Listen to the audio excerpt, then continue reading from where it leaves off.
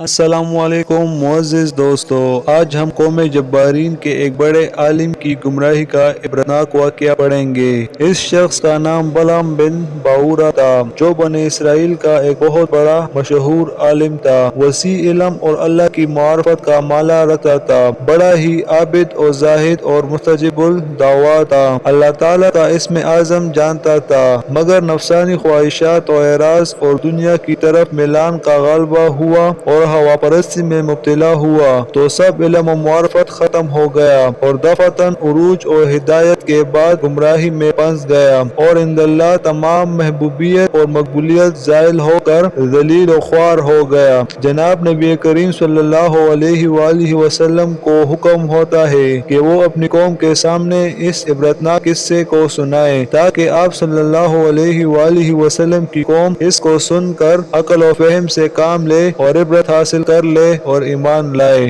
جب موسیٰ علیہ السلام بمائے اپنے لشکر دریائے نیل کو پار کر گئے اور فرعون بمائے اپنے لشکر دریائے نیل میں غرق ہو گیا اور مصر فتح ہو کر بنی اسرائیل کے ساتھ آ گیا، تب اللہ رب العزت کی طرف سے حضرت موسیٰ علیہ السلام اور بنی اسرائیل کو قوم جبارین سے جہاد کرنے کا حکم ہوا اور موسیٰ علیہ السلام اپنے مجاہدین کو لے کر وہاں پہنچے اور کنعان کی زمین میں مجاہدین کے خیمے گاڑ دیے اور شہر بلقاء پر حملے کا ارادہ کیا۔ شہر بلقاء وہ شہر تھا جہاں پر قوم جبارین بسا کرتی تھی۔ جب قوم جبارین نے یہ دیکھا کہ موسیٰ علیہ السلام بمائے بنی اسرائیل کے حملہ کرنے والے ہیں، چنانچہ ان کو معلوم تھا کہ موسیٰ علیہ السلام کے مقابلے میں فرعون اور اس کا لشکر بھی شکست کھا گیا اور غرق ہو کر تباہ و برباد ہو گیا، تو ہم اس کا مقابلہ کیسے کریں گے؟ اسی لیے قوم کے معزز لوگ جمع ہو کر بلعام بن باورا کے پاس آئے، کیونکہ بلعام بن باورا اس وقت کا بہت بڑا عالم اور اللہ کا ولی تھا، اور قوم نے کہا کہ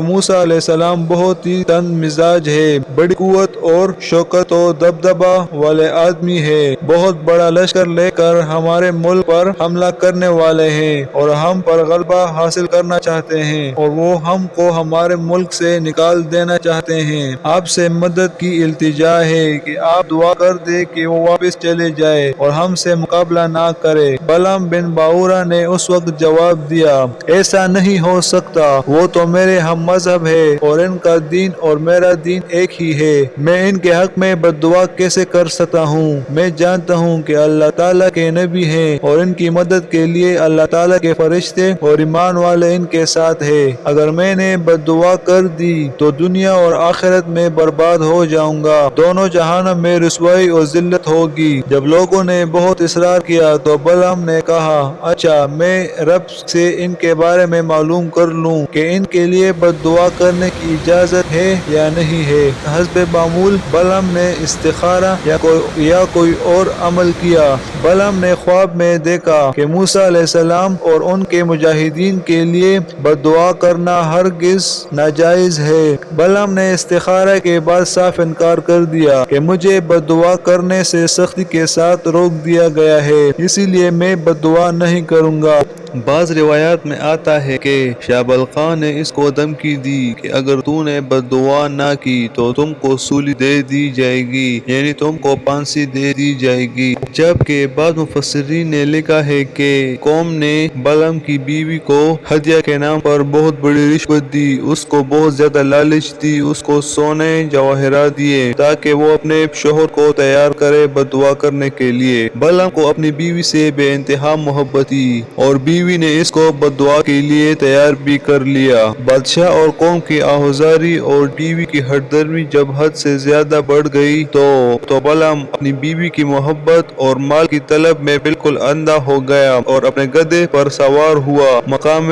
حزبان جہاں مسلمانوں کا لشکر پڑا ہوا تھا اس کی طرف بد دعا کرنے کے لیے چلنے لگا تو راستے میں گدھا گر پڑا۔ بلعام جبر سے اس کو آگے چلانا چاہتا تھا مگر گدھے کے رکنے لڑکنے اور اس کے گرنے پر بھی بلعام کو کوئی تنبیہ نہ ہوئی، اور بحکم اللہ تعالیٰ گدھا بول پڑا کہ اے بلعام، تمہارے لیے خرابی اور بربادی ہو، تم سوچتے اور دیکھتے نہیں کہ میرے سامنے فرشتے موجود ہیں جو مجھے آگے نہیں جانے دیتے، اور وہ فرشتے مجھے پیچھے کی طرف لوٹا رہے ہیں۔ یہ سن کر بلعام کچھ جھجکا، مگر شیطان نے اس کو دوبارہ بہکا دیا۔ بالآخر وہ آگے بڑھا اور بد دعا کرنے میں مشغول ہو گیا۔ اس وقت قدرت الہی کا عجیب و غریب کرشمہ ہوا کہ بلعام جو بد دعا کے الفاظ و کلمات حضرت موسیٰ علیہ السلام اور ان کے قوم کے لیے استعمال کرنا چاہتا تھا، وہ سب قوم جبارین ہی کے لیے اس کی زبان سے نکل رہے تھے، اور اپنی قوم کے لیے جو دعائیہ الفاظ بولنا چاہتا تھا وہ حضرت موسیٰ علیہ السلام اور ان کے لشکر کے لیے بولنے لگا۔ قوم جبارین نے جب یہ دیکھا تو وہ چلا اٹھے اور کہنے لگے کہ تم تو ہمارے لیے بد دعا کر رہے ہو اور حضرت موسیٰ علیہ السلام اور ان کے لشکر کے لیے دعا کر رہے ہو۔ اس پر بلعام نے جواب دیا کہ میری زبان میرے اختیار سے باہر ہے، یہ سب کچھ جو میں کر رہا ہوں اس کے کہنے پر میں قادر نہیں ہوں، یہ الفاظ بے اختیار میرے منہ سے نکل رہے ہیں۔ اس بد دعا کرنے کا نتیجہ یہ ہوا کہ بلعام کی زبان اس کے سینے سے لٹک گئی اور اس کی قوم تباہی اور بربادی میں مبتلا ہو گئی۔ بلعام کی زبان سینے سے ایسے لٹکی جیسے کہ کتے کی زبان منہ سے لٹک رہی ہوتی ہے۔ جب بلعام نے دیکھا کہ وہ خود بھی تباہ ہو گیا ہے اور اپنے قوم کی بھی دنیا و آخرت تباہ و برباد کر دی ہے، تو اس نے قوم سے کہا کہ میں ایک حیلہ کرتا ہوں اور ایک مکر و فریب تمہیں بتلاتا ہوں، تم اس کو اختیار کر لو، شاید تم موسیٰ علیہ السلام اور اس کے قوم پر غالب آ جاؤ۔ بلعام نے اپنی قوم کو موسیٰ علیہ السلام اور اس کے لشکر پر غالب آنے کے لیے ایک چال بتلائی۔ بلعام نے اپنے قوم کے سامنے یہ تجویز پیش کی کہ تم اپنی حسین و خوبصورت لڑکیوں کو تاجروں کی شکل میں مجاہدین کی لشکر میں بیچ دو، اور ان لڑکیوں سے کہو کہ اگر بنی اسرائیل کا کوئی بھی آدمی تمہیں کچھ کہے، چھیڑخانی کرے، تو تم ان کو منع نہ کرنا، وہ جو چاہے کرنے دینا۔ بلعام سمجھ رہا تھا کہ یہ مجاہدین بڑی لمبی مدت سے اپنی بیوی بچوں سے الگ ہے، مسافر ہے، وطن سے نکلے ہوئے طویل عرصہ گزر گیا ہے، ان کا بدکاری میں مبتلا ہو جانا بہت ہی آسان معلوم ہو رہا تھا۔ وہ جانتا تھا کہ یہ لوگ اگر بدکاری اور زناکاری میں پھنس گئے تو ہرگز کامیاب اور کامران نہیں ہو سکیں گے۔ چنانچہ لڑکیاں تیار کر کر بیچ دی گئیں، اور سوائے اتفاق کے ان کے یہ چال کچھ کام آ گئی کہ ایک اسرائیلی نے ایک لڑکی کے ساتھ زناکاری کی اور گناہ میں ملوث ہو گیا۔ حضرت موسیٰ علیہ السلام نے اس کو بہت روکا مگر وہ نہ مانا۔ بالآخر نتیجتاً بنی اسرائیل میں ایک طاعون پھیلا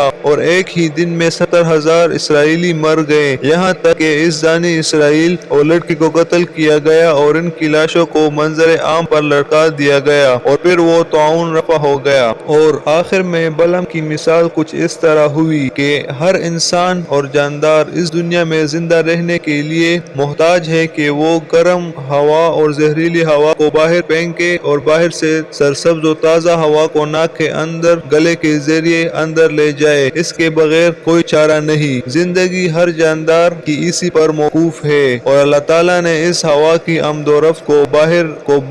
کو ہر جاندار کے لیے اتنا آسان اور سہل کر دیا ہے کہ وہ بلا محنت اور مشقت کے اندر آتی جاتی ہے۔ قدرتی طور پر یہ سب کچھ ہوتا رہتا ہے، کوئی زور و طاقت یا کسی اختیاری عمل کی اس کے لیے ضرورت نہیں ہوتی، جبکہ کتا ایک ایسا جانور ہے کہ وہ اپنی ضعف و قلب کی وجہ سے ہوا کی آمد و رفت کو ہامتا و کامتا رہتا ہے۔ اس کو سانس لینے کے لیے زبان باہر نکالنی پڑتی ہے اور محنت و مشقت کرنی پڑتی ہے، تو اللہ تعالیٰ نے بلعام کو بھی سانس لینے میں دشواری قرار دی، وہ بھی زبان باہر نکال کر سانس لیتا اور اس کی آخرت اور دنیا کو تباہ و برباد کر دیا۔ یعنی بلعام جو اللہ کا ایک نیک ولی تھا، موسیٰ علیہ السلام اور اس کے لشکر کو بد دعا دینے کی وجہ سے وہ شیطان کی طرح رسوا ہو گیا اور اس کی دنیا اور آخرت دونوں خراب ہو گئی۔ معزز دوستو، اسی طرح کے اور اسلامی واقعات سننے کے لیے ہمارے چینل کو ضرور سبسکرائب کیجیے۔ اگر آپ کو یہ ویڈیو پسند آئی ہو تو لائک، شیئر اور سبسکرائب کرتے جائیے گا۔ ملتے ہیں اگلی ویڈیو میں، تب تک کے لیے اللہ حافظ۔